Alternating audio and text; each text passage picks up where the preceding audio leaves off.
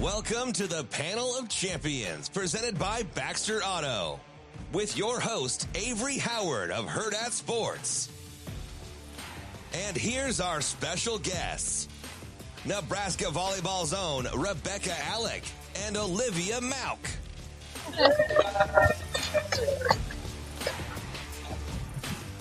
Well, everyone, thank you guys for being here this weekend. We know it's a busy weekend for a lot of people, so we're so excited you guys are here. We have some awesome athletes. We're super excited to talk about some volleyball. And I want to talk about where we just ended for you guys. You had this awesome vacation. You went to Hawaii, California. Beach season was really great for you guys. You guys were paired together. How was that playing together this year? Oh, it was so fun. Honestly, yeah, I forgot we were partners for a second. I was like, yeah, it was so fun. I'm like, oh, yeah, and we were partners. Yeah, it was super fun playing with Liv. I love her demeanor. She's super easy to play with, and I don't know, I just felt like we could be creative and just go with the flow. But yeah, all the traveling, the scenery was gorgeous, and the best part is that all of it was free. So I just feel like anytime you get a free t-shirt or a free trip to Hawaii, it's an easy yes. So, yeah. I agree. Anything about the Hawaii trip? Like I was talking to Rebekah earlier, you guys had, majority of free time. And when I see you guys on TikTok, it seems like you have a lot of fun. What makes this group and traveling together so much fun? Yeah, I think it's just being able to spend time with the girls, and Hawaii is a great time to get to know each other. Like we're fresh, just getting back. So I think it's just a good time to get to know each other. And we went surfing one time. So yeah. Okay, wait, tell us more about that. How did that go? Was it a first time you guys learned? Liv can tell you about her first wave. Yeah. She caught it, you guys. Yeah. It was so good. Yeah, tell us more. How did we learn? Well, Jalen, Okay. our assistant coach, is originally from Hawaii, so he taught us. Yeah, he was so out there. Jalen was the instructor. Yeah. Wow, that's Yeah. crazy. We're going to hear from him Yeah. more on that. Okay, awesome. Well, we'll get to maybe the elephant in the room. There's a new head coach for you guys. You got to travel with her this beach season, getting adjusted to her. But I want to go back to when we found out John Cook was retiring. He shared the story about you guys in the locker room really quickly rallying around one another. What were those conversations like in that locker room, being like, hey, we're going to talk about this right now because we want to support her. What was that like in that moment? I just remember just a lot of tears. Like I couldn't really fathom like people trying to like tell me what they were saying. It was just like, I don't know, it was a very out of body experience. It just kind of felt like the ground beneath you just dropped. And then 40 seconds later, you find out Danny Busman's going to be your head coach. You're like, oh, okay, that's cool. So those are the two big things I remember from the initial announcement. And then we went into the locker room, the other part of the locker room, just as a team. And the only thing that I really recall was just hearing, it wasn't just about the trophy. Like we had time well spent with coach, and yeah, you want to win one with John Cook, but that's not the whole point of why he does what he does. So that kind of helped ease the blow, but those were honestly the only things I can recall. Yeah. So what was the reaction, Liv, when you guys did find out? Like she said, like, okay, it's Danny. Like, how exciting! But to know, hey, it's a girl from here, something you guys can relate to. She used to play here. Now we know her track record. She's successful. John trusts her. What were those conversations like? Hey, we're going to support her. Yeah, I think it was just, we said a lot about that and just like having each other's backs. We know she did a great job at Louisville, and we knew like she would come here wanting to do a good job too. So I think just trusting her and then having each other's backs as a team, I think that was really important. How has that adjustment process been now? You guys have this offseason. John says she has a lot of fun. How's that been with you guys and just adjusting to her coaching style? So fun. Yeah, it's a lot different than what we're used to, but it's been good so far. Yeah. You guys have 2 days off, I've heard, so some Yes. positives. So we have weekends off now. Yeah, she's just chill. And like, I don't know, I think it's just from her being from Nebraska. She understands what it takes. She's from a small town. She just understands like when you put the hours in from Monday through Friday, you can earn your weekend. It's not just something you wait to get to. And so when we can tell her, hey, we're tired and this is disconnecting, or I'm actually kind of struggling with this injury, she hears you out and just kind of goes from there. Everything is very up for discussion. It's not a very black and white conversation, which is nice. So yeah, but like, yeah, she's fun. She's so fun. She cracks jokes. I remember one time we were waiting on one of the girls from the training room, and to burn some time, she asked about, does anyone have a dad joke? And we're like, what? She goes, well, come on, like, let's just have some fun. And we're like, okay. And then, so it's just little things like that. It's like, she's very competitive. She's very serious, but she also is a human being. So she knows how to crack jokes and crack a smile. With the change of coaching, no transfers for this group. What does that say? Coach said, I wanted to go out when this group is at their best, and not even just on the court, off the court too. What's made the culture so special within this team that no one wants to leave even when Coach Cook's gone? I think last year we talked a lot about like our culture, and during like our meeting when we found out Coach was leaving, I think we were just like, we all knew kind of what we wanted. We wanted to win together, obviously, but I think just like sticking together, we knew what we could accomplish, and hopefully we do it. Yeah. I'm only getting this from TikTok. So based on the freshmen and the way they interact with you guys, it seems like it was pretty seamless transition. They're a lot of fun. They add a lot of energy. Also speaking to the culture, what is it about this team that when, a new class comes in, even if they're early enrollees, they feel like family pretty early on. Yeah. How much effort do you guys put into making sure everyone feels welcome day one? Yeah, I feel like, I don't know, sometimes effort to me can be translated as like forcing it. But I honestly think it's just our personalities. I know Liv knows a lot of the freshmen. They crack jokes, they hang out. And so to me, it's like, okay, they're somewhat familiar to people I know. So then I can try and relate to them through that. And naturally, like I get to know them on their own time and in their own terms. But I also want to speak to, I forgot what I was going to say. Never mind. Yeah, no, it's been seamless just because of our personalities. I just feel like we're competitive people, but we're also human beings, and we're inviting. And you also find at the highest levels, you got a lot of people who are good at connection and relationship. And so, again, it's just been seamless. Yeah. Liv, for you as a sophomore, kind of, right? Like going to this veteran position with new freshmen. What is it like? Kind of, okay, I'm not a freshman anymore. Essentially, I have a season under my belt. Do you feel like you were able to kind of help them transition as well? Yeah, I feel like just being able to watch like the sophomore from last year as me being a freshman, I think I took a lot away from them and like how they kind of led us and just made me feel welcome my first year there. So I think just like looking up to the older players and seeing how they interacted with me, I feel like I kind of can translate that down to the new freshmen. So. Looking forward towards expectations and stuff for next season. I want to stay right there, though. You guys did lose a few players. One of them, the one and only Lexi Rodriguez. To learn from her your freshman year and just watch what she did in Nebraska, how much do you take away from that season you got with her last year? Yeah, I think just being able to play with her just meant so much to me. I definitely learned a lot from her. But just like seeing her and where she's at, like at practice every day, I'm like, okay, what would Lexi do in this situation? So I try to be like her, and Speaking of getting to watch some of your teammates play professionally right down the road, how special has that been for you guys? It's tangible. It's right there. Yeah, it's awesome. I mean, just the other day, was it last week, 2 weeks ago? It was our first scrimmage that we had in the spring season. And I looked to the sidelines and it's Kennedy Orr and Lexi. And I almost started crying because it was weird to see them back in the gym, but to also see them in the flesh in everyday clothes. One, they looked so mature and it was so weird because they weren't in like Husker gear. They were just grown women pursuing their dreams. And two, it's just trips down memory lane. Yeah. And so that was really cool to have them. But yeah, I think it's incredibly special and such a gift that they're so close. You guys will be playing some real volleyball next week. Yeah. Husker games. Are you guys excited for that? A little change of pace. Usually that day is kind of for football, but everyone's involved. How are you guys feeling about that? Yeah, I think we're not really used to having 2 spring games, so I think it's going to be different, but Husker Nation is so I think they're so excited to be able to watch us, especially in Devaney and with Danny being there. I think it'll be a good experience for everyone. I saw the video you guys put out on social when it was like, we're going to be at the Bob / the John. Like, what are we calling that? Do we know? Have we even thought about it yet? I laughed out loud when I saw that. I somebody commented that and I liked the comment. Yeah. I was like, oh, that's funny. Yeah. We haven't discussed it. It's just going to be the Bob still, you think? I think Bob John's funny. Bob John. John Bob. Okay. We're starting a movement. Just kind of like, when people say soda pop. Yeah. It's called soda pop. We'll call it Bob John. Yeah. There we go. We need to have a grace period for people to kind of like the CHI Center. There you go. That thing's got 5 different names. Yeah. So I think just calling it Bob John's good. Yeah, I don't know how just John would be Yeah. just the John, because you Yeah. know that's like John's weird. Isn't that a bathroom? Yeah, it's a bathroom. Yeah, I think Bob John That's good. is suitable, inappropriate, Yeah, to be yeah. honest. Yeah, there you go. That's good. Well, talking about Danny's first match, what are you guys looking forward to most for her? You know, she's had a warm welcome, but just getting her ready for her first game in a completely different perspective. You guys also are playing a really incredible opponent too, which is different for you guys as well. Yeah. So you're talking about preparation for Just Danny? having like what you're excited for Danny's first Yeah. game. I mean, I don't even know. It's kind of hard to articulate. To me personally, I think she's somewhat publicized that she is expecting.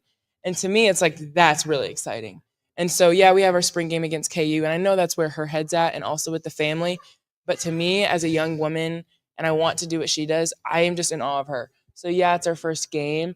But I'm like, I can't believe we're having our first game in a new program, and then you're going to have a kid a month later.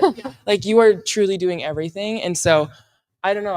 I love the way Husker Nation is already loving on her. And I think even just keeping her in your prayers and in her thoughts, like, she is a new mom, or not a new mom, but a second-time mom in a transition.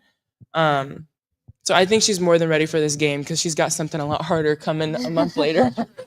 Good point. Good Yeah. point. Speaking of, like you said, second spring game, you guys are playing in Ord. That game's sold out in 27 minutes. Yeah. Like, I know you guys are maybe used to this now, what Husker Nation does, but when you heard that news, just to know a spring game, Western Nebraska, sold out, just how often does Husker Nation continue to surprise you guys?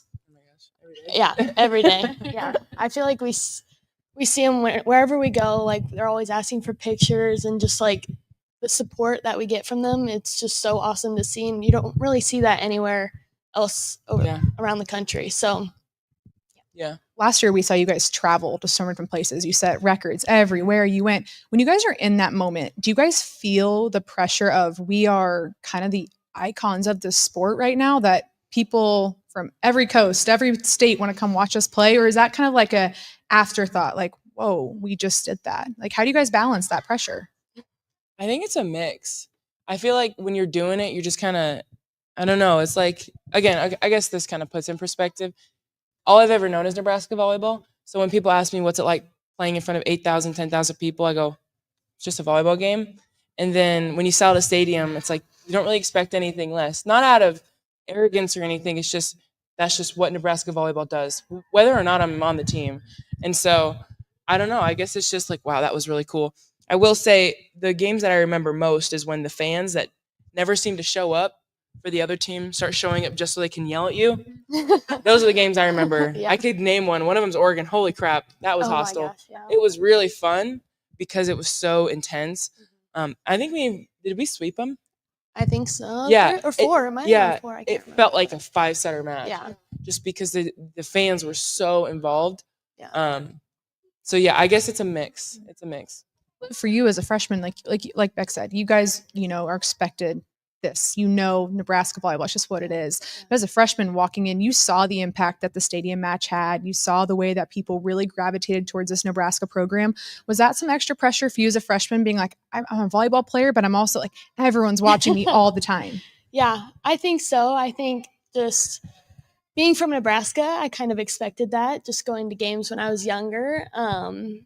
But I guess I try not to see it as pressure. I just try to go out and play the game. Like, there's 5 other people on the court with me, so I know, like, if they're feeling pressure too, like, we're all in this together. So I think it's very comforting to have, like, to know that you have other people in the same position as you. So I try not to think about it too much, but I know there's like no comparison to playing on your home court, but are there some places you guys have played you're like, okay, this is a pretty cool atmosphere? There's some places with, the conference expanding, being, okay, I'm glad that we get to go here and play some, places we wouldn't play before. yeah. I will say this. I'm really excited to play in California. Yeah. So that'll be interesting. I know USC with the men's program there. They're just big volleyball, volleyball fans, but they just know a lot about the game too. Yeah. So I'm excited to see our fans collide, because I would argue that Husker fans understand the ebbs and flows of a volleyball game. So even whether you win or lose a point, if you're kind of lulling out, the fans know when to encourage. Not a lot of fans know when to do that. And I think USC might tap into that just because they have a lot of, they have indoor, outdoor. So I'm most looking forward to USC in all of them. But as for teams I've currently played, No, not really. Yeah. I mean, yeah, Penn State. Yeah, but like, Penn State was Penn State. yeah. So, yeah. Can't admit that out loud. Yeah. Is what it is, you know? Yeah. Liv, any favorite places for you in your first year? Penn State was a hard place to play in. Yeah. I think they had a whiteout when we were, and that was. Well, new atmosphere for you guys at home this year, Pinnacle Bank. How are you guys feeling about that? Excited? I mean, going to add a whole bunch more fans, right? And a home court advantage. Talk about did you guys hear about that coming along as a plan, or when you guys found out you were playing there, kind of what was the reaction? I thought it was a long time coming. I'm like, why didn't we do this sooner? People have been, we literally sold out a football stadium. So it's like, when are we going to move to PBA? And again, I'm a Nebraska kid, so I can appreciate when you have more seats, chance for me to actually get in goes up. So I'm excited about that. Honestly, and I also think it looks a lot like the venues we play in December. Yeah. So for me, like my mind is already in December because that's where I want to be. So the fact that we get to play in a venue that looks like it's close to home, we can get comfortable. I'm excited for the freshmen, for the returners. It's like, I think it's going to kickstart the mindset that's like, okay, what's the countdown to December look like? Yeah, we'll all start there then. Yeah. December, and it's kind of a sore spot for you guys a little bit, but handling it from 2 seasons to go to this last season, just how much more of a motivation for you? I know it's senior year. Yeah. Just what goes into, like you said, that day the season starts, it's December for me. How are you handling the last few seasons going into this year? I don't know. Some days are easier than others because it's, you start thinking about the seniors, and my why last year was the seniors. And it sucks that I never got to win one with like Lexi and Kennedy because they deserve it. They're good people. They're the reason I got through really hard practices. I remember going to the locker room and I'm like, well, that sucked. And Kennedy would say something crazy and I would just start, I was like, it would just go silent. And I would just start crying, laughing because I'm like, why would you say that? And so I miss having those people. And I wanted to win it with them, but I don't know. I guess that's just the game of volleyball. It's like you win some, you lose some, and sometimes the ones you lose are really big deals, and you just have to move on. So I guess, my mind is in December, but I'm also working on being present because I don't know if I'll play with the freshmen again. Also, like with how pro works out, where we'll all end up, and so just appreciating the people that I'm with is helping me. But yeah, I try not to let the last 2 years affect me too much because it's just a game. But there's still that rivalry, So. Liv, for you, your first season, making it that far, that's the standard at Nebraska. For that to be your experience, how much is that launching you in your next few years here? Yeah, I think after last year, we definitely feel like we have something to prove. And with Danny here, I think we have a really good opportunity to do that this year. I think we're really just excited for it. So. How do you feel like the team as a whole is balancing that? Hey, this is a fresh new start. This is a different team. But at the end of the day, we do know what that goal is. How do you guys think people are responding to that, even just right now, trying to, process last season, whether it's moved on, acknowledge it, and, this is the goal at the end of the season? I don't know. Again, I think it's a mix. Some fans are like, all right, here we go. Fresh start, ladies. Let's do this. We got a new lineup. Some returners. It's going to be a great season. And you have some people like, I hope they don't blow it in December like they did the last 2 years.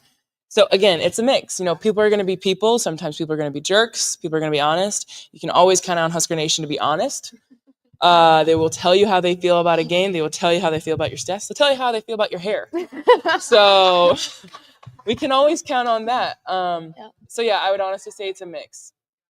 With some new energy in the gym too. There's a lot of competition. That's just Nebraska Club. You guys talked about it a little bit last year. There's always competition in this gym. Yeah. How do you guys balance that every day? You said practices are really hard, but when there's added competition all the time, Liv, do you want to speak on that? Yeah. What's that like? I mean, I feel like, especially since there are like new roles and with a new coach, I feel like everybody's just trying to prove themselves, but it's not like we're not going against each other. We are a team. So I think everybody trusts Danny will do the right thing and pick who has worked hard. And I think the freshmen have come in and done a really good job. Like, we did lose 5 seniors, but we gained 5 freshmen. And I think just it doesn't feel like we've skipped a beat or anything. They've just come in and just been able to work hard. And it doesn't feel like any different, but fun. Well, I'm going to have some fun questions. I feel like that's always great. And then we'll open it up to questions from you guys to end this out. So starting with this one, who is the funniest on the team? Ryan. That's my opinion. I think Ryan, she's a new freshman, Ryan Hunter. She is hilarious, unapologetically herself. So never know what she's going to say. I agree. Or like Taylor. Taylor Landfair is pretty funny. Yeah. I feel like Taylor seems quiet. So to you guys, is she just like a ball of energy and funny? It's a mix. It really is a mix. Like some days she's just kind of going with the flow, and some days she's cracking jokes. I will say some of the funniest things she does, if she says something if you say something that she doesn't like, she'll hit someone with a side eye. Oh my gosh, it takes me out every single time because you can always count on her to like. She may be quiet, but she says everything with her face. You've been victimized by the side eye. Yeah. Oh my god, it's so funny. Okay, if you were on an island by yourself, you get to choose one teammate. Who are you bringing with you? Probably Bergen. Okay. Really? I think so. Oh, the doubt. I thought you were gonna say me. Oh, sorry. I mean, you could come. You could come too.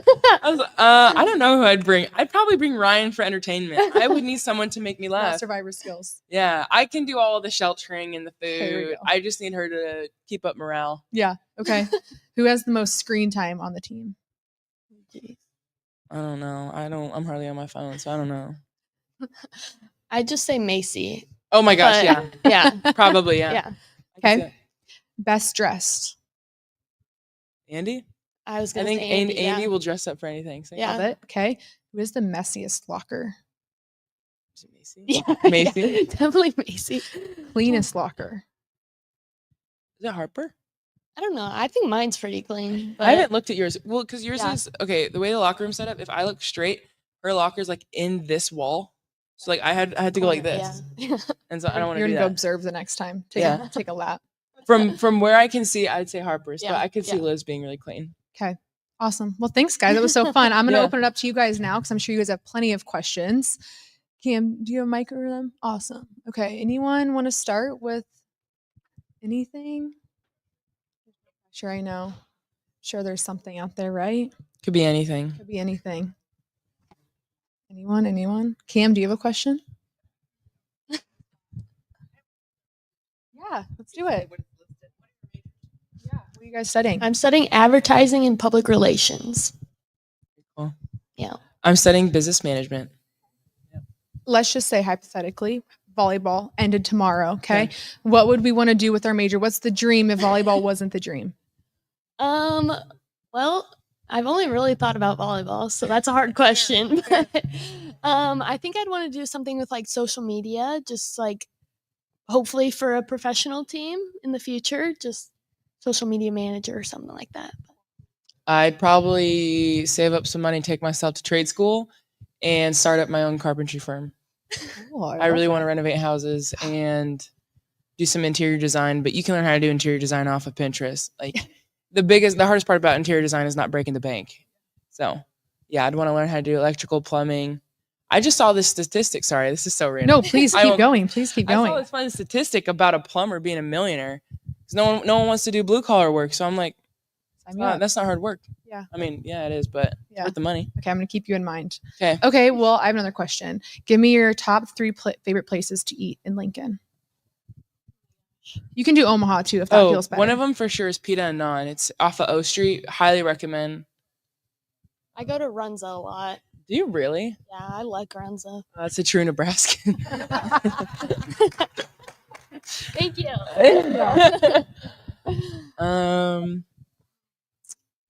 Yeah, I don't know. I don't really eat out a lot. Yeah. I usually, or like Open Harvest. It's this new local co-op right off of N Street.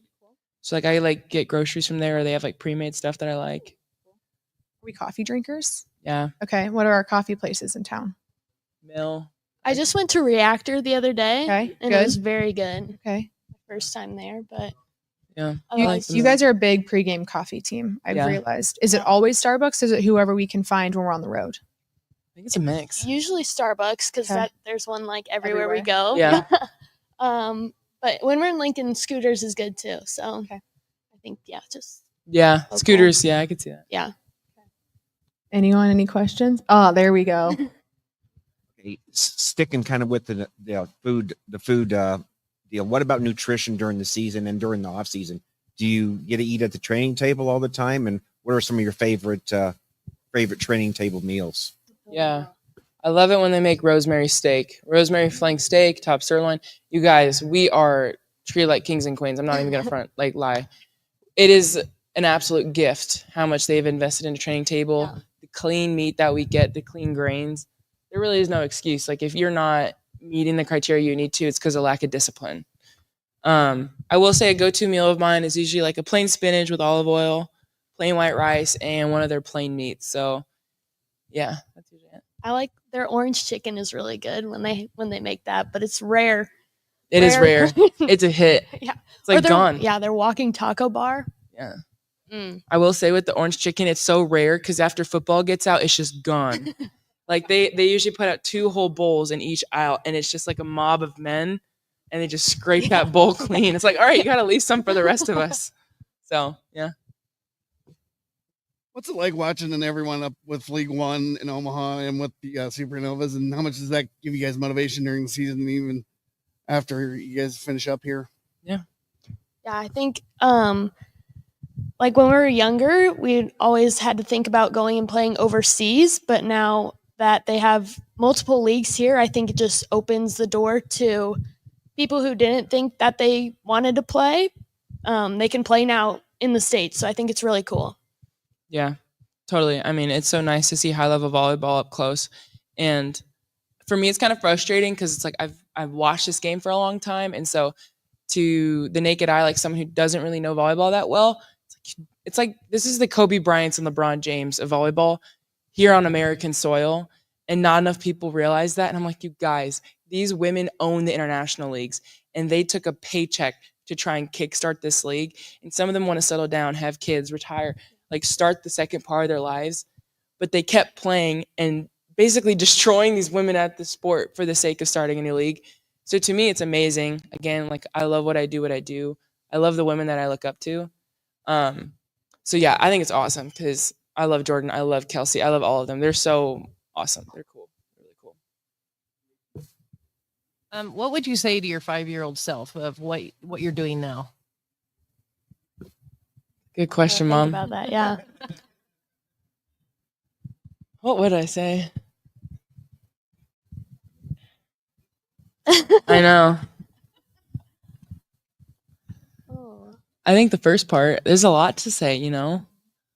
Probably after crying, just because it's hard to reflect sometimes on like your younger self. And like, I think a lot of people, when you really start pursuing your dreams and things start working out, you lose track of like what you really cared about when you were little. And so I think the biggest thing I would tell her is do not change because of attention or money or romance, truly anything. Like there's no reason you should deter from what's important to you. And also make sure to spend time with family. Take time to go see Mom. So that's what I would say to her. I just say like enjoy the little moments. I mean, I'm already a sophomore and you're a senior, so Yeah. I think it's just like it goes by so fast, but just in being able to enjoy like those little moments with the team because you only get so many years there. So I think just enjoying the little moments. Awesome. Well, I think that's a positive note to end it on right there. We will have a few minutes as we switch over here if you guys want to take a few photos with them here. But guys, thanks again for being here. I know it's a busy weekend, so we really appreciate it. Thanks for having us. Thank you. Wish I could, though.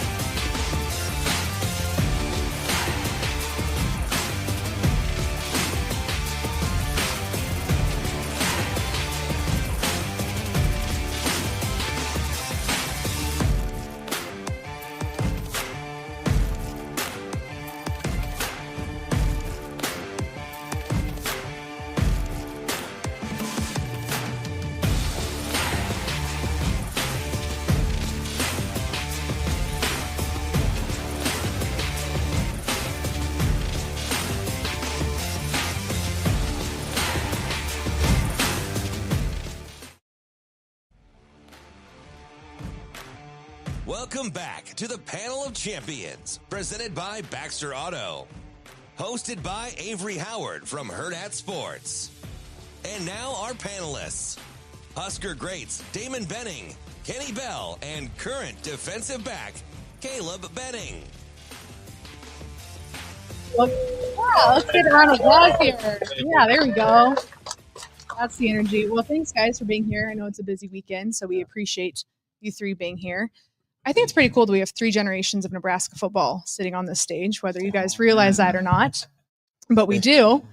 The old man. I was going to say, it is. It's very cool, but man, now I feel old. But yeah, it's cool. Yeah, it is very cool. And 3 different head coaches as well. And I kind of want to start there because, Damon, you have a really unique perspective. We all know the legacy of Tom Osborne, but you played for him. When you reflect back, what made him such a successful head coach? Well, I think it was his consistency, number one. So a lot of what he talked about all the time. There wasn't a ton of variety. It basically centered around 3 things, right? Having respect for the state of Nebraska, the fan base, and playing something for greater than yourself.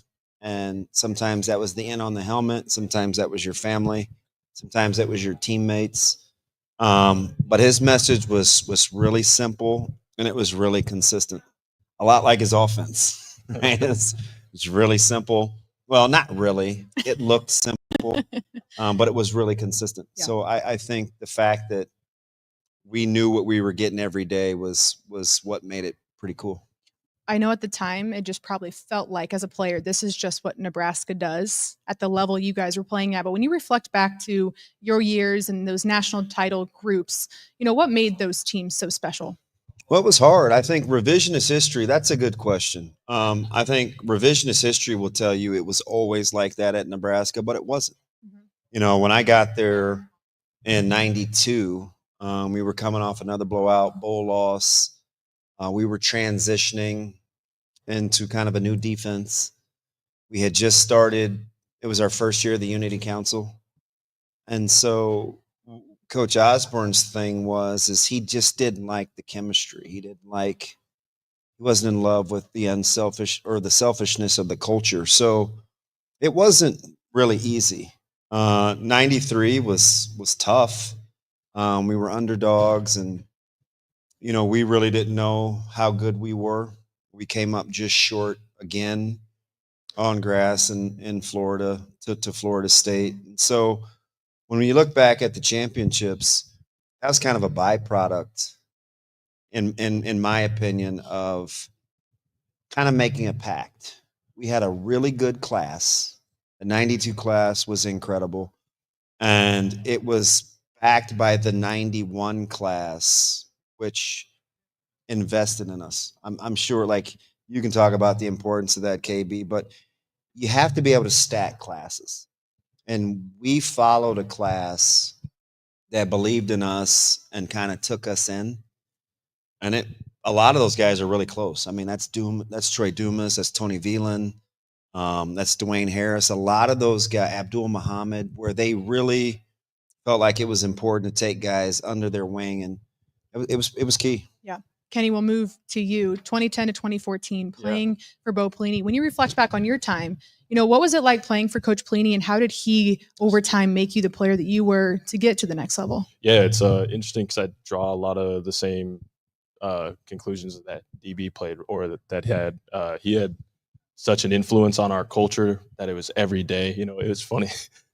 Bo didn't have the same relationship with the fans that T.O. did, obviously a little bit different. T.O. didn't always either. little bit different. But in terms of the message every day was right. We're playing for something bigger than ourselves. And Bo really did believe in playing for the end. And it's crazy to think about, generationally speaking. DB said, T.O. didn't like the selfishness of football back then. And I think back, I'm a bit of a history or a football history guy. I mean, I think back in as late 80s, early 90s football, where it was Miami and it was the U and FSU. And it was so, as a kid, I was like, oh man, that was so cool. It was all loud and, dancing and all the obnoxious football. But then I think back at what I really cared about and what the foundation of who I am as a man was built on. It was T.O.'s legacy, because I had T.O. not only he was my AD, right? So he had a big influence on me when I first came to Nebraska. One of my first visits was I got to sit in Coach Osborne's office. So it was a kind of surreal experience.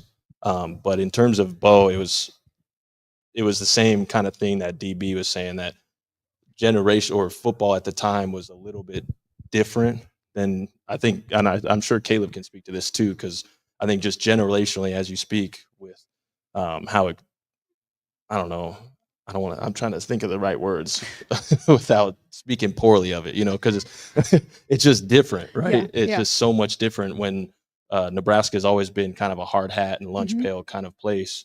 You show up, you do your job, and you don't be loud about it. It's just everyone's doing here to work better or here to get better and improve. So Bo certainly had that influence on us, and I can see that today with Coach Rule and his program. Yeah, and I want to get to you, Caleb, with that, because this kind of sounds like a lot of what we're hearing in the Coach Rule messaging. Rewinding a little bit, you chose Nebraska about a year ago or so. You had a lot of options, and Nebraska at the end of the day was home because of Coach Rule and his staff. What was it that made Nebraska home for you?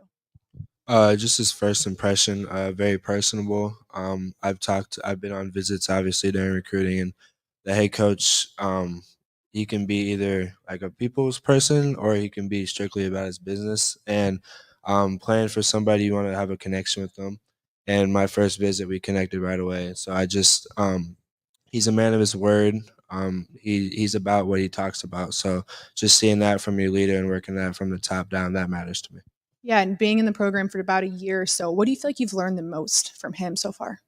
Kind of piggybacking off what they said, you gotta be the same person every single day, no matter what. We practice hard, we do a lot of hard stuff, and you gotta have consistency with how you do it and how you handle it. So yeah. You guys, I've mentioned the 3 different generations, but something you guys all have in common is you redshirted your first year. And then the following season, you guys had, impactful seasons. Caleb, you're coming up on that season. When you reflect back to that first year, I'll start with you, Damon. That first year redshirting, how important was that for you to realize, hey, this is a different world that I'm getting used to? How much did that help you acclimate for your next season? I can guarantee I was the most immature of the bunch. That's a fantastic Caleb, question. what do you agree? Such a good question. 100%. I struggled. The redshirt year was not easy for me. And, I went in as a 2-sport guy. I was originally going to play baseball along with football. And, baseball, I'd gotten drafted right out of high school. And so my dad wanted me to kind of honor my commitment to go to school. He was very nervous about me staying in A ball or rookie ball or, not getting a chance to go to school with my education. So it turned out well, but it wasn't all rainbows and butterflies. I struggled my first year, and I was very self-destructive. And even though I had just broken a freshman performance index record, I thought I was going to play. And we got ready to go to Washington, and Coach Osborne gives me the whole, Calvin and Derek, they stayed healthy, and I just don't want to burn the red shirt year. And the rules were different then. He gets the benefit of the 4 games. You had to declare before conference season started when you hit the road. Yeah. So for me, I was devastated, and it was a struggle for me. But I felt like at the end of the day, I think the thing that kind of turned that year around, as difficult as it was, because it was the first time that I hadn't competed in years. I'm kind of just watching, and I hadn't bought into the culture yet. I think my academic advisor was the one that saved me. A man by the name of Dennis LeBlanc, who's still at the university today. I struggled. I was in National Honor Society as a freshman or as a senior in high school, and I was supposed to be a smart guy. But I struggled my first year in school, and I think, as 2.4, 2.5, somewhere around there. Plug your ears. And I sat in his office, and he said, you might be the biggest underachiever I've ever met. And he was very candid about how he said it. And I just remember kind of how that made me feel. And it allowed me to kind of reflect on kind of where I was and get back to staying in the moment. But my redshirt freshman year for me was absolutely immeasurable. Yeah. And I'd be being real disingenuous if I told you anything less. Yeah. Kenny, when I get to you talking about that time, you also were transitioning from Big 12 to Big 10. Yeah. You know, what was that like being like, hey, we're going to a different level here now and getting yourself ready for that? Yeah. So much like DB, my redshirt year was the most miserable year of my life. But I also will say this: it was the most imperative year of football that I've ever had. So I was very fortunate to the defense that I played against was incredible at the time. It was Prince Amukamara, Eric Hagg, guys like Dijon Gomes was there. I mean, All pros. Yeah, all pros, all Americans. So I was there getting to practice against them every single day, which was why I wore my blue undershirt every single game. But compile that with, I was going through some serious culture shock coming from Boulder, Colorado to Nebraska. I didn't feel like I had any friends. I just felt lonely and I felt out of my element. So I didn't talk to my teammates. I wore headphones everywhere I go. I didn't talk to anybody. It was tough. It was a tough year. On top of that, I came to Nebraska because it was close to home for me, and I was going to get to go beat up on the Buffs every other year. I was going to say, was it like a sin to commit to Nebraska? I gotta know, can we get some background on that? I was really excited because all my buddies were going to see you, and I was like, I'm going to get to go home, beat their butt and then talk to them about it over the holidays. And then I redshirted, and I was, frothing at the mouth to go get out there and play, and then the news came down, bang, our first game is in Madison, Wisconsin. I was like, what? So I couldn't even think about preparing for Big 10 football at the time because I didn't know Big 12 football. I was still preparing with my team every day. So all college football I knew was Big 10 football. So I can't speak to the preparation on that. I can certainly speak to the shock and awe of what is, Big 10 football. Going into that, I had heard, it was going to be physical, but my goodness. And that first year was our schedule. I think we started with Wisconsin. We had Penn State on the road that year. We played Michigan. We played Ohio State. We played Michigan State. We played Iowa. They said, welcome. Yeah, they said, yeah. So, I mean, they really gave us a green mile of a introduction to the Big 10. And at that time, things were starting to get a little shaky. We got blown out on the road by Wisconsin. We came home. We were getting tore up by Braxton Miller, Urban Meyer, and the Ohio State Buckeyes. We were getting booed at half. Bo was losing his mind. so my first 20 months here were a little shaky, but we really settled in, and I've always been thankful, to the people in Nebraska for really embracing me for that. Yeah, Caleb, for you in this first year, just getting acclimated from, what high school football is in Omaha to what you're getting used to now and just what it requires of you 24/7 in the classroom, in the community. How do you feel like you've acclimated in this first year at Nebraska? Well, the guy to my left gave me great advice. He told me from the start it was going to be super hard.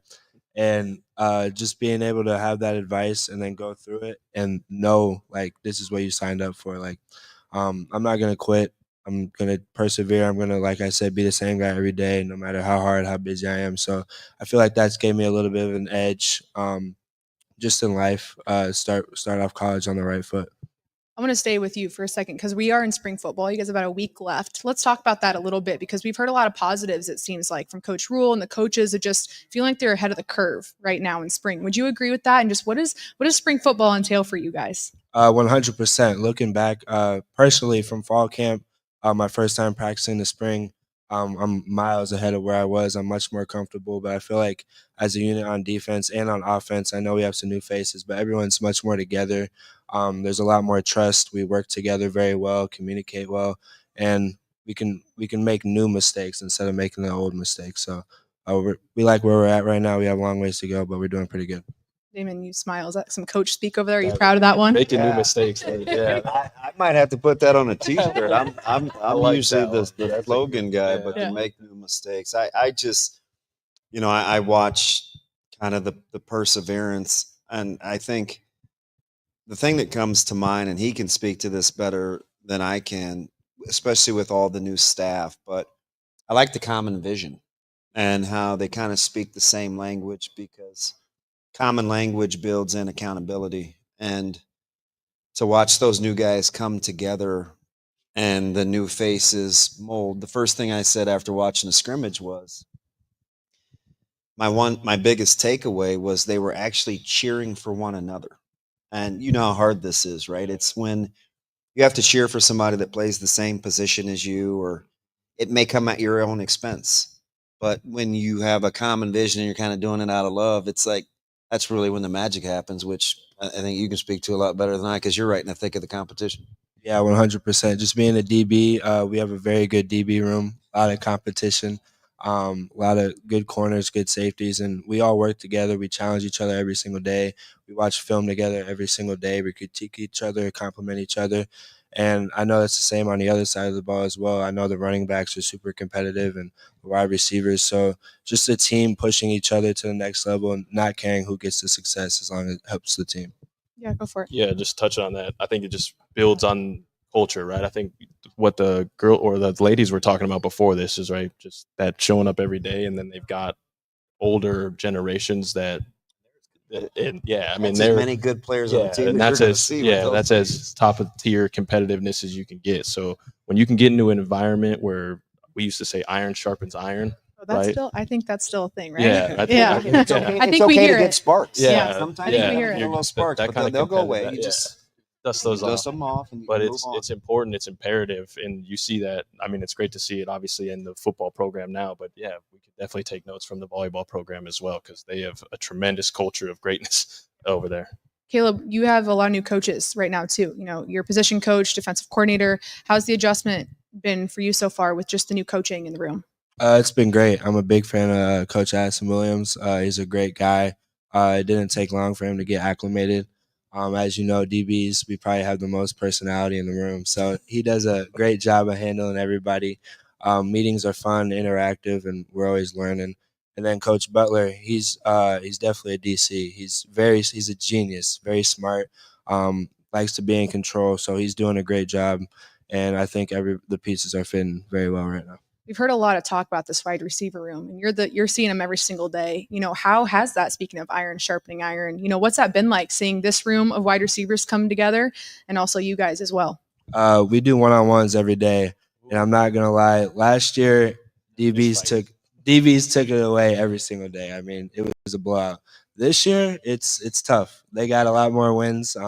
It's more 50-50 now, but it challenges us. We got to work on our technique, get better, and ultimately, it comes down to winning or losing. So, just practicing that competition every day helps a lot. We would go from individual straight to one-on-ones every day. Interesting. Don't love the one-on-one situation over here, DB. Well, it sounds like they did it a lot more than we did, and we're the ones that were supposed to be famous for it.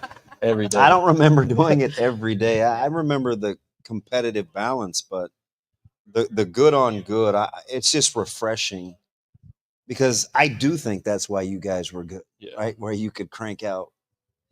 Then it wasn't great, right? It's fantastic 9, right? And then to see that these guys are going back to that competitive day to day with a lot of good players. Mm-hmm. I mean, he just rattled off guys in the secondary, and they all got drafted. I mean, remember those days? Yeah. Those were my glory days. Yeah, it's like very good only players. 10 years ago, Yeah. right? But it seems like an eternity. So it's good to hear that they're getting back to that. Kenny, can we talk about that for a second? The offense that you guys played with, you know, what was it about the connection, you know, between you and your quarterbacks, whether it was Taylor or Tommy, and having a mirror in the backfield, and, you know, you still hold a lot of those records. What made that time of offense so explosive for you guys? I mean, I could talk about our preparation, how close we were, and all of that. But if I'm being honest, it was our O-line and Amir Abdullah and Rex Burkhead, right? Like, yeah, I can even name all of them. Just keep going on the list. Yeah. As much as I'd like to take credit for my career, I was okay. You know, I caught the ball when I could, but literally, if it weren't for Amir Abdullah and Rex Burkhead, I would have never had the success that I did. You know, for Big Ten teams to have to prepare for us to run the ball at them 40 times a game with those guys, I would never want to be in the front 7 for a defense running against Spencer Long and Andrew Rodriguez, and I mean Jeremiah Searle. I mean, we could go on forever.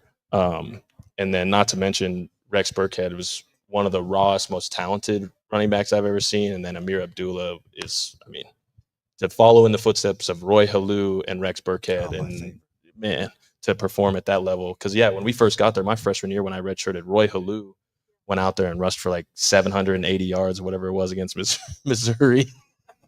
I was like, oh my goodness. So for Amir Abdullah to follow that up with his performances were incredible. So I loved my quarterbacks. I think both of them were incredibly talented, Tommy and Taylor. But yeah, for them, play action for a 60-yard bomb over the top was right up my alleyway. You know, I had to run past one person and catch a bomb. So it was a really fun career for me, and I loved blocking. I really loved getting after people. Interesting how that leads me to my next question. Yeah. Let's talk about the block for a second. The block. Yeah, there we go. Come on. You want to talk about physicality in the Big Ten. I think you set the precedent for what everyone was hoping to see in that moment. I think it's, they can't do that anymore apparently. Yeah. But that moment, that play, can you walk us through that play? When you watch it back, like, what do you think about when you watch that play? Well, number one, I wish the score was different, right? I wish we were much more in I that didn't one. ask about that play, But I think I had been lazy on the route. I was supposed to be like clearing that out for Jamal. Offenses run on separate tiers, separate stages. We had a double over route coming. Jamal was the shallow route. Quincy was the deep one. I was supposed to be running the go route to clear my defender out.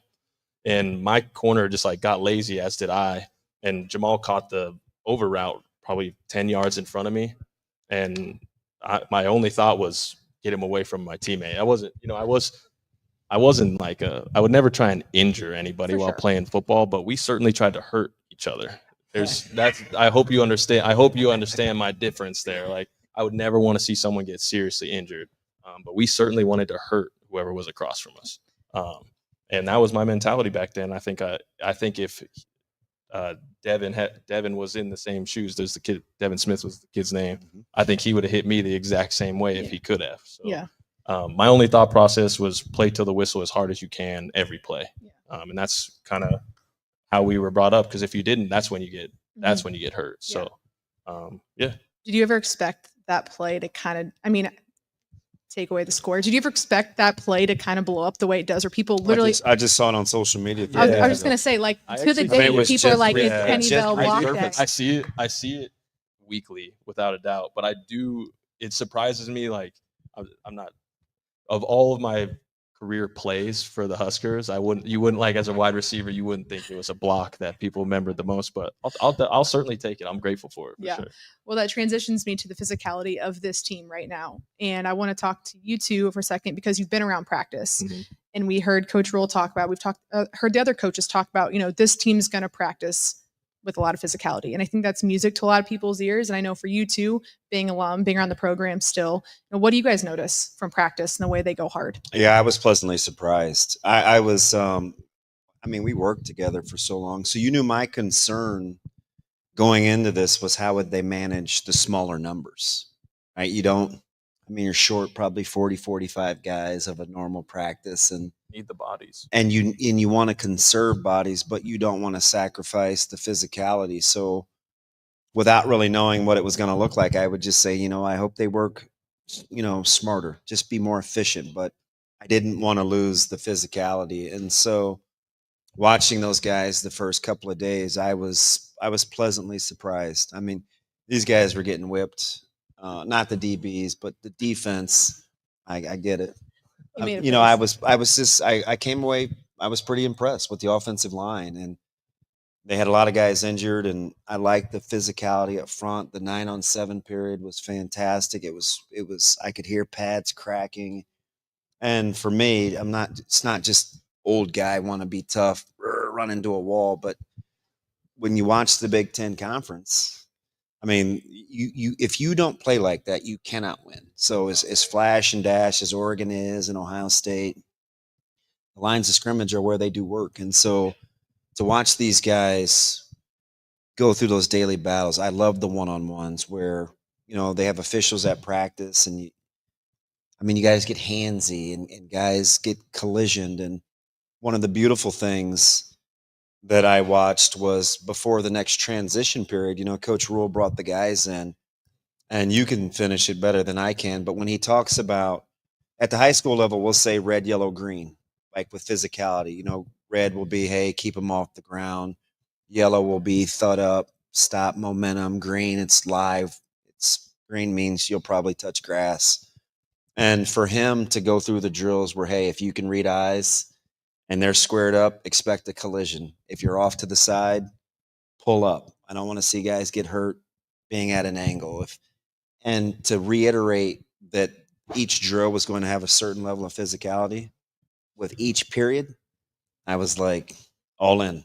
And you can tell by the way that you guys practice, especially because the only time you really talk to me is when you're in the cold tub or going through your rest period. Yeah, Caleb, talk about that for a second. What practices are really like right now for you guys in adjusting to that physicality in spring practice? Yeah, 100%. It's full pads every single practice. We'll have a live segment most practices. But he's smart about it. Like, let's say Saturday. So Thursday, we had a second down period, and that was live. We had a 2-minute drill period, team or good on good. That was not live. Then as the offense is moving the ball down the field, they got to like 4th and goal, 4th and 1. He made sure to stop practice, let everybody know it was live, and defense got to stop. So like he mentioned, just being smart, but also he challenged us. We, as I said, we care for it. We love each other as a team, so we don't try to take any dirty shots and any unnecessary shots. And key focus is keeping guys off the ground when it's not live.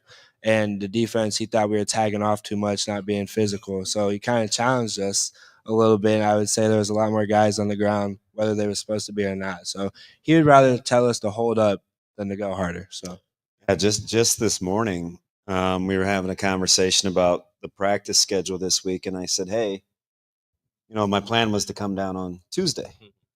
And he was like, no, come down on Thursday. And I'm like, well, Thursday doesn't really work. And he said, well, I got a job, coach. Right. He said, well, Tuesday we're in helmets. Thursday we'll be in pads because we're having an extra practice this Saturday now that they're going to hit during the spring game. So I actually got excited again. I was like, oh, shoot, see you Thursday, right? Because I love it. You're not saving anything, right? Just empty the clip. Use Tuesday because you guys were fairly physical this week. Use Tuesday, go helmets only. That's fine. Thursday, even though it's right before whatever you're going to do on Saturday, get back in the pads. That's the one I want to see because he was just talking about his schedule this morning about how you much prefer fall rather over spring, right? 100%. That it didn't used to be like that for a while, and so to hear that, that's the way it should be. Like. Spring is where you're trying to win a job. Fall is where you're trying to fine tune your skills. Like spring should be tough. Spring is supposed to be miserable, right? Yeah, and I like it. Yeah, that's it. I like it. That's really encouraging to hear that because I know when we played, there was no like, hey, we're thudding today. Like no, and they have 5 less practices. Yeah, we were out there. It was we had 25 days. I think they only have 20. So to hear that they can still get physical like that, but take care of each other that's encouraging. And to have a coach that cares, warped enough to want to be physical. Yeah, like, go come Thursday. That's pretty cool. Yeah. Kenny, for you, I know you've been at practice only a few times, but I'm talking about the offensive side of the ball for a second here. What kind of excites you from that group as you look towards this year? New receivers. Obviously, not speaking poorly on previous ones, but obviously, whenever you get new talent, especially with NIL and the transfer portal and everything, there's just a new swarm of talent. I feel like in every school throughout the nation. So I'm excited to see those wideouts play. I'm really excited to see the development on the offensive line. When I went to practice, that was the group that I went and watched the most because I love watching O-line, D-line play. It's where football games are won and lost, especially in the Big Ten. So I'm really excited. And then obviously I'd be lying to you if I said I wasn't excited to see 15 spin it this year. I went to Pro Day and watched him throw the ball, and I was like, "This guy's pretty good. Very good. Play some ball." Whose Pro Day is it? Yeah, I was like, yeah. Kind of felt that way. Standing with all the NFL scouts, and they're talking about Dylan, and I was like, "You guys, he's a sophomore, give him some years." But I'm excited. It's gonna be a fun year on that side. But to hear the physicality of that black shirt defense and watching some of the games that they had last year, I'm really excited to see how they build on that. So Caleb, I want to talk to you about something here that we've heard a lot. these mat drills. Can you fill us in a little bit? I see that smile. You guys were running mat drills? Yeah, we So had fill us drills in a this little winter. bit. I think last year they did these with Coach Rule, and there wasn't much talked about it. Now we have transfers in here, and they're like, "What are we doing?" So I want to hear from you. What are these mat drills, and kind of walk us through why they, one, are so challenging, and two, why are they so impactful? Everybody in the building by 5:30. No ands, ifs, or buts, and has nothing to do with football. Absolutely zero football is involved. They're just trying to get you to the point to where you break and see how you, number one, respond, and number two, how you help others. It's tough. They don't have a care for you during that hour. It's all out. They'll make you restart. It's tough, but it really brings us together. And because you'll have days where they just pick on you. They'll tell you to go back. You did nothing wrong. And they just want to see how you break and if the team can really count on you. So it's tough. Have you thrown out the idea to see if alums should come back and do it with you guys? They couldn't handle it. No. Not at all. Hey, now. Not at all. way. I'm not even gonna pretend. I'm not even gonna. Yeah, I'm not even gonna entertain that idea. Gonna pretend. It is. No way. It's tough. Brutal. I got to the point where I watch a couple, and some of it seemed unnecessary. Yeah, it's like oof. And I'm far from soft. Yeah. But I'm just like, do you really need to push that weight that way? It's just, and it takes your body in places where you're not accustomed to going. And, I think the real strategy though is, you can speak on this, is how to pick your team, right? Because it's not always about the best to do something. Sometimes you need a guy that's going to be on time.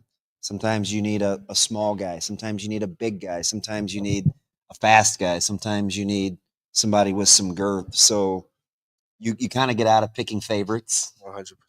And you kind of get out of your comfort zone. You learn to pick what you need, right? If you want Who picks these teams? We'll usually have selected captains, leaders of the team, leaders of the O-line, Justin Evans. Obviously, Dylan will be one, Marquise Buford, guys like that. And then you really pick on, it's really comes down to who you can count on. I would say physical tools, they obviously matter, but somebody who's not going to quit, because it'll come down to how much you can handle. So obviously you have to be physically gifted, talented, but just not quitting is really what it comes down to. That's so heavy too. You get picked by your boys not to quit. Ooh. Yeah, there's a lot of pressure. Yeah, that's 100%. You don't want to let them down. And guys can be be removed, right? Oh yeah, you'll get held out of a drill just simply for the fact they can't count on you. And you never want to be that. And that's the guy. worst, right? It's your peers. Yeah, and that would hurt. You sit this one out. Yeah, hey, not this one, big dog. But wait, you over there stretching nah, you good. We got it. It's tough. I'm a big fan of those. Yeah, big fan of watching. Watching. Yeah. Something watching. That's something I could coach and for sure. Hey, you go oversee. Well, I want to talk about the father-son duo we have here for a second. I know, DV, you don't like when I ask you this question, but I'm going to. So, you've always been father-son coach player. This last season, it's kind of transitioned a little bit for you. You're still around the program. We hear you on the radio every Saturday. You get to be an alum. You get, get around practice and all that, but you're still dad at the end of the day. How did you balance that last year? One, the question I asked you last year was seeing a Benning out there again. And two, how are you doing that up in the booth knowing, Caleb's down there? I'll probably be better this year. Let me give you a snapshot into our relationship, though, which is it's fantastic. But he was a two-sport guy in high school, and I wore 21 at Nebraska, and he felt like it'd be a good idea to wear 1 in football and 2 in basketball, and that was the close that he was ever going to get to being 21, right? So I'm close, but I'm still at arm's length. I asked him just this morning. I said, hey, are you staying with 28?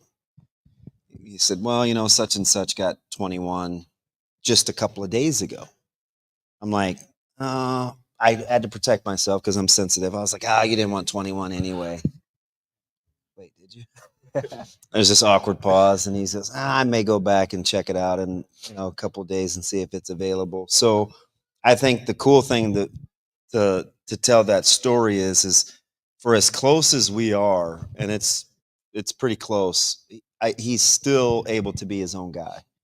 And it was really hard, especially through the recruiting process where you try to guide, but you don't want to dictate. You want to allow a little, failure's too strong of a word, because I mean, he was clearly close to picking some wrong schools at certain points, but being there every step of the way just gave us a chance. He only played running back a year or two.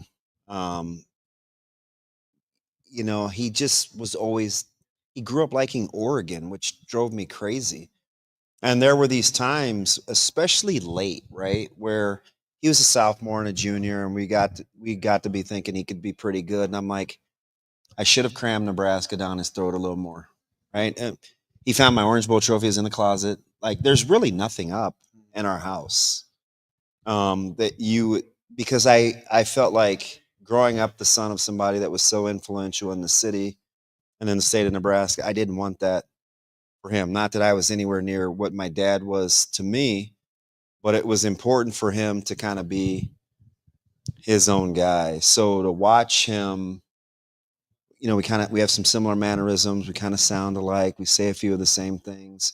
I'm not going to kid you. Like, those are the things that sustain me, kind of Monday through Sunday when I'm wondering what's going on. And he doesn't talk a ton, but he uses enough words to let me know that that I did okay, and I'm super proud of him.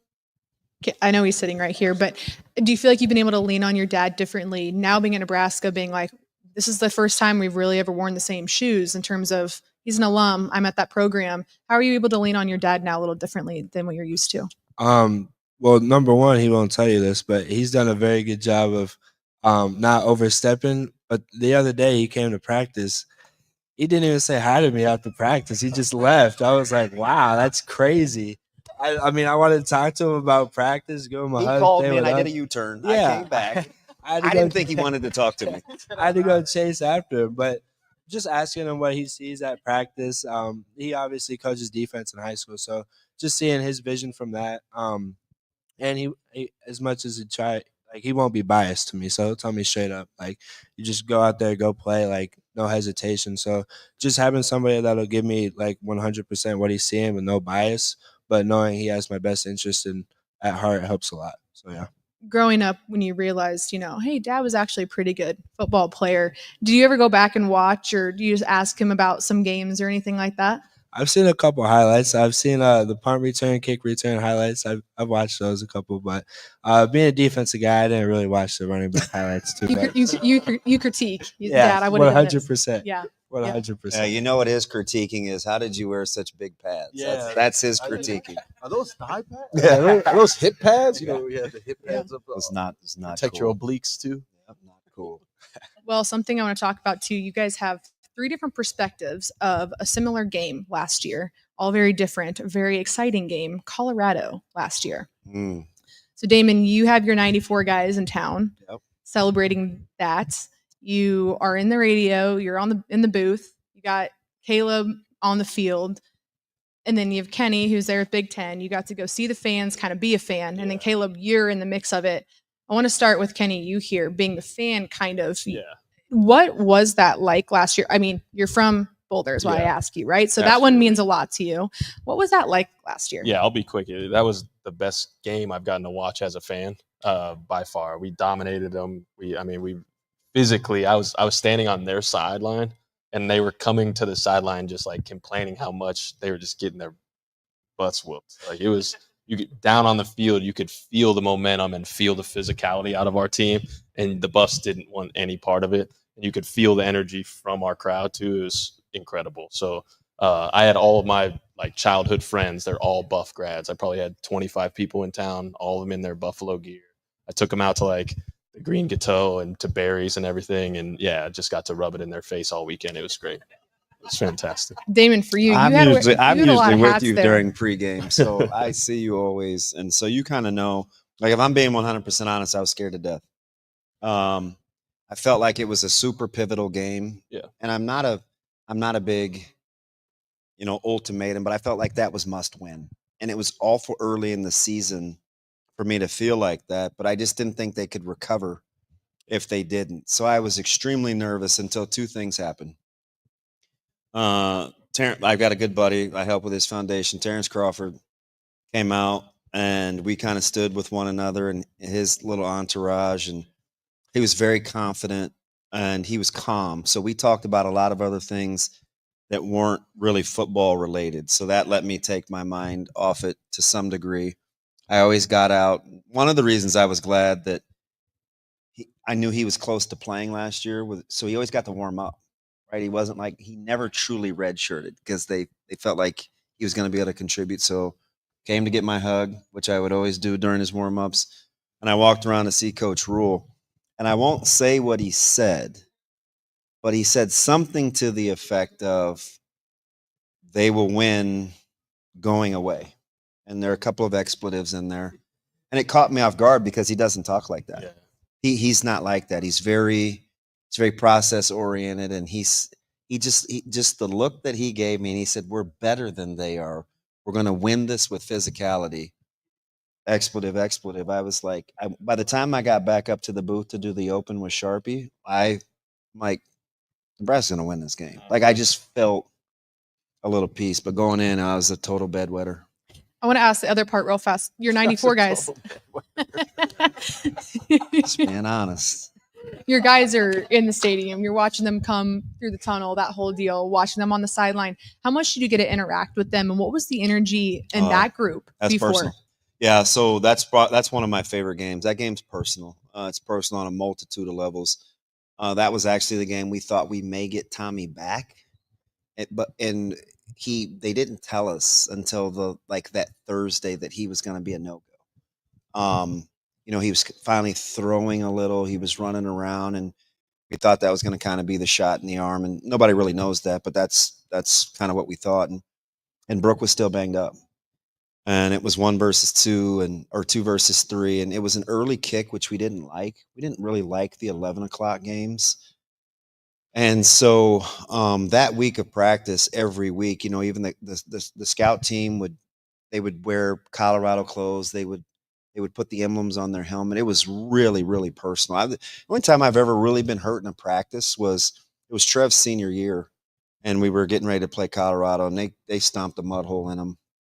And I remember he threw me over the Gatorade dispenser, because apparently I wasn't doing what I was supposed to be doing. And so just that week of Colorado alone always did something different for us, and it was actually a true hatred. Caleb, I want to talk. I mean, we saw the On 3 or the Chasing 3 episode where it was a whole week for you guys of different things. Can you run us through maybe the 24 hours before that game and when you knew, yeah, this team's ready? That night at the hotel, we meet every night before we head up to bed, and we had a surprise guest, Terrence Crawford, and seeing him walk through the door, and he just gave us already that week. The practice was insane. I mean, from the scout team to the defense, everybody was going hard. The guys in 12, obviously, on scout team were talking a little bit of trash, but that just fired us up even more. So we already had a shot in the arm to get ready to go. Then him coming, meeting with us, giving us some words of encouragement, walking out with us.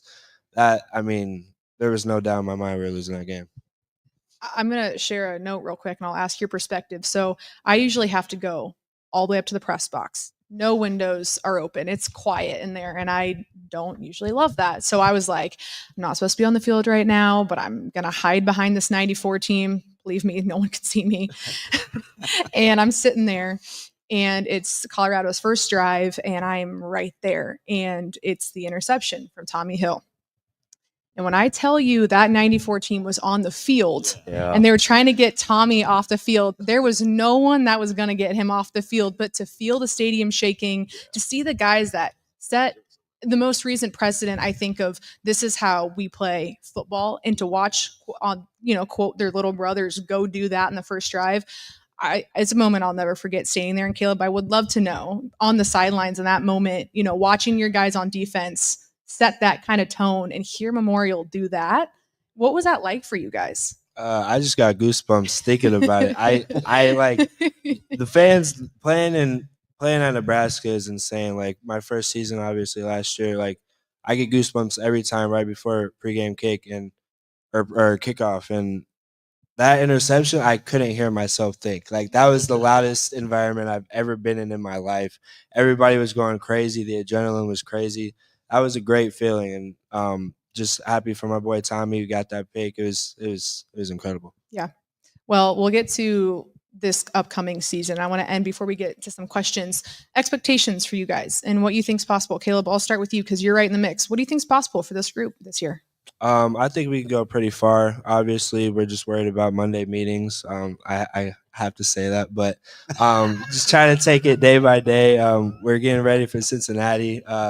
We just saw they're putting new field in at Arrowhead, so not trying to look too far ahead, but we believe in each other. The coaches believe in us. We believe in the coaches, and I think we can go pretty far this year. Yeah, speaking on that real quick, we haven't gotten to that. Arrowhead, that's kind of a new mix for you guys. How exciting is that to be in a different atmosphere and one where you're at Kansas City's field? I think it's going to be really cool just playing in an NFL stadium. Obviously, I love home games personally because we have the home field advantage, but it sounds like we'll get a home field advantage playing at Arrowhead. I know a lot of Nebraska fans got a lot of the majority of those tickets. So playing at an NFL stadium on a Thursday night, that'll be pretty cool, pretty primetime game. So, yeah. Damon, I know you're close to it, so you know a lot here and you get to hear a lot. But expectations for this year, and I know we all know it's Matt Rule's third year. Yeah, I'm not going to really dance around it. I think it's the best roster he's had since he's been here. Now, what that means, I don't know. But there's a couple, 3 things that excite me. Number one, I like the fact that a year removed from Dylan's first year, I'm pretty excited about that. I'm a big fan of the offensive line and their development. I think it's a physical bunch. And then defensively, I like the fact that I think they have a chance to be multiple. I think they'll play a lot of guys early. And I think they can show a few different looks. So while they're navigating the early portion of the schedule, that's the part that I'm looking for to see how versatile they can be in the early part, because then they can settle in. I think they'll have a lot of options with a lot of younger guys.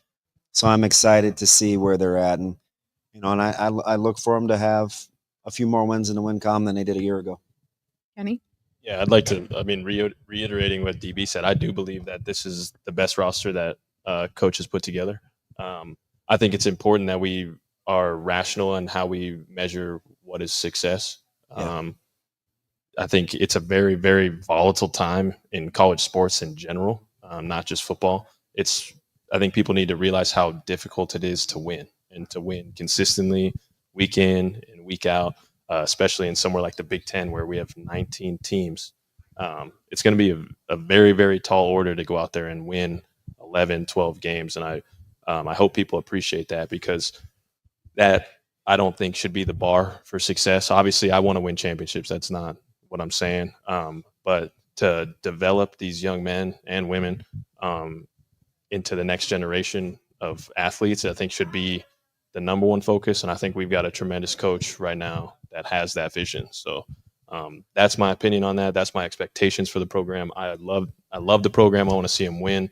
I care way more about what type of young men are coming out of the program. So love that.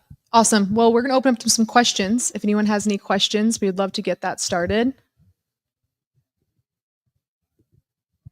My first one's for Caleb. You kind of talked about Coach Williams and Coach Butler, but can you kind of describe what kind of person Coach Eckler is? Because everything I've heard from him, he seems like an electric factory. He forgot Coach Eckler was back. Coach Eckler is extremely electric. Special teams. We start off with special teams first thing in the morning, and from the moment he walks in at 7:45, it's gentlemen sit up, locked and loaded. He's yelling. He's having us engaged. He gets us going to start the morning. He's a really, really good coach. We work a lot of fundamentals, and he's always coaching, always helping, always has a ton of energy, and he's a great guy. Coach Eckler coached linebackers while I was in school. So, yeah, it's crazy. I forgot that he came back. I don't know how I forgot that. Yeah, I'm very excited about that. That just fired me up.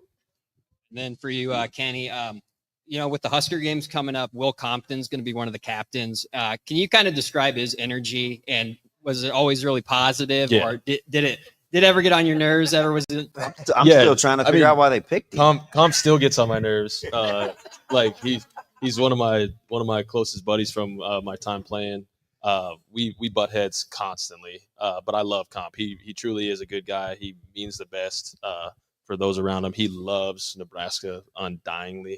But what you see with Comp is what you get. It's not a show.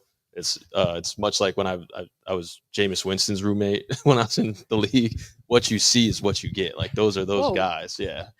Yeah, we got to talk about that later on. Yeah. Whoa. Oh yeah, Jameis thing. That's my boy. It's a nut. First of all, thank you for coming. Oh, thank you. Thank you for Secondly, Kenny, I have a nickname for that block. Oh yeah, the Liberty Crack. Because of the bell? Yeah. I like it. Yeah. I see what social you did there. media. That's all you on social media. First time I've heard. Me too. I like that. What is your guys' favorite memory of your each individual coaches? I mean, I have mine off the top of my head, 100%. Of our head coaches, you're saying? Yeah. Ooh, that's tough. Mine is one of our back then. So Twitter was just like not coming out, but like was just starting to get popular with our team. And one of our teammates had tweeted out lyrics to a rap song. I won't repeat it. It was inappropriate.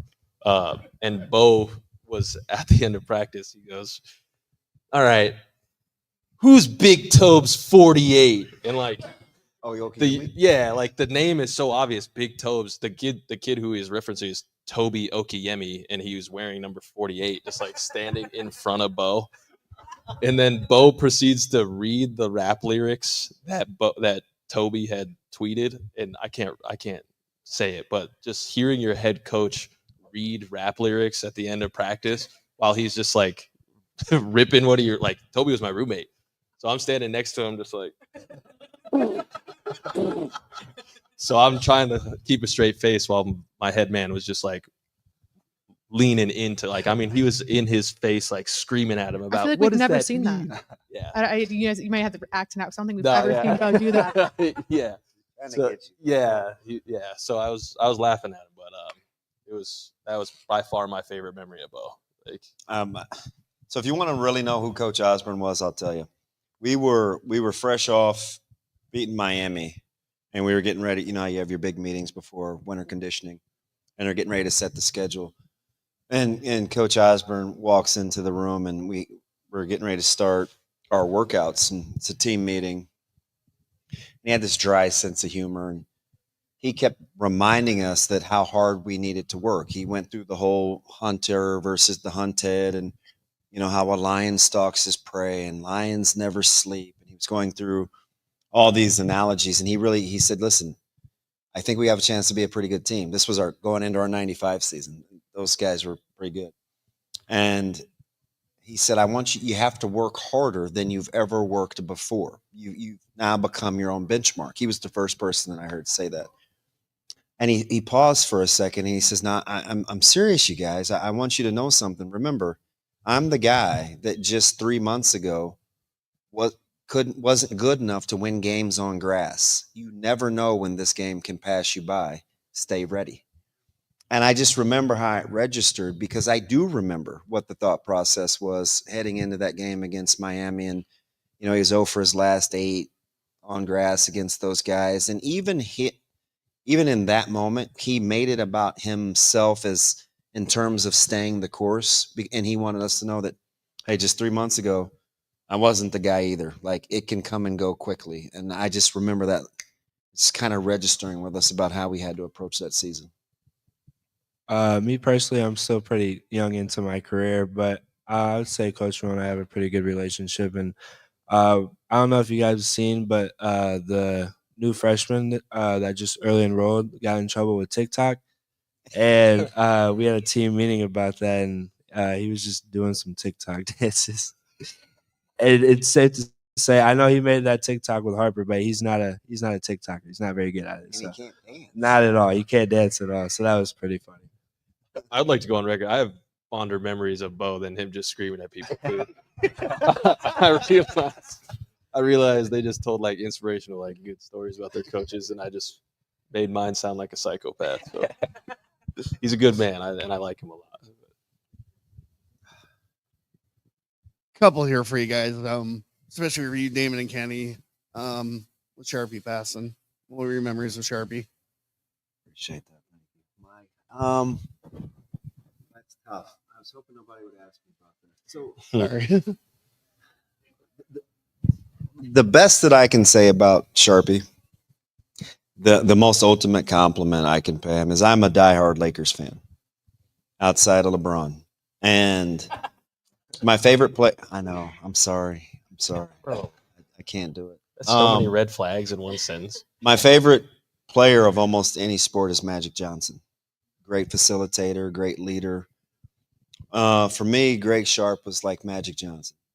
He just knew where to set me up. He was the perfect assist guy. He was a great teammate. It was never about him. I can't even describe it. I started in the middle of a week. Right? I'm at Purdue, and I've never worked with him a day in my life. And it's 30 minutes before kickoff, and he's making fun of the mascot. It's like, how creepy was it Boiler Pete or Purdue something? Pete. Purdue Pete. Yeah. That guy's ugly and this, that, and the other. And he's just telling these like kind of jokes. And he looked at me and he said, hey, I tell you, it's okay to laugh. I listen to your show sometimes. I know you think you're pretty funny. I'll laugh, but you got to laugh. And it just broke the ice. I'm fairly confident. I was terrified for that first broadcast, right? I talked my way out of doing the Rutgers game. No, I won't be ready. But I didn't have much choice for Purdue, and he's just the consummate assist man. He's the Magic Johnson of his profession. He knows what you need, when you need it. If you need to go get 43 and play center, he could probably do that too. But he's my Magic Johnson. And then memories of Brooke. Oh wow, we're going tough here. So the one thing that Brooke Lockard next to me. Went 18-21, Behringer Benning. And so there were these times, I got to make this quick because I'm not different. I'm going to cry. But I am a Pisces and I'm the youngest of 5, so I'm a baby. Brooke and I were in similar situations. He was playing behind Tommy and I was playing behind Lawrence. And those guys are arguably the 2 greatest players of their position to ever play at the university. And I just remember his encouragement of teaching me how to practice and stay in the moment. He was a big stay in the moment guy, where just be as good as you can in this second and worry about the next second after that. And it was funny too, because he had this cool sense of humor, and he'd say, at some point, because he would always joke that I thought I was smart. And he'd say at some point you'd forget to count seconds and you'd just start to maximize. And it was so creative and lighthearted in the moment for what kind of we both were going through. He was as good a teammate and as much a pro's pro as I have ever been around, especially when it came to keeping your glass half full. My man could compete at a high level. His competitive stamina was incredible because it wasn't always rainbows and butterflies. Well, thank you guys. We appreciate you guys being here. We appreciate all of you guys coming today. Yeah, thank you guys as well. for coming. Thank you. Appreciate it. Yeah, thank you. I'm gonna have to go look for a vehicle now. My lease is up. Oh, Hey, no. I pulled in here. I was like, well, wait a minute. I'm kind of being serious. I might need something to do this spring. Thank you guys again. Thank you.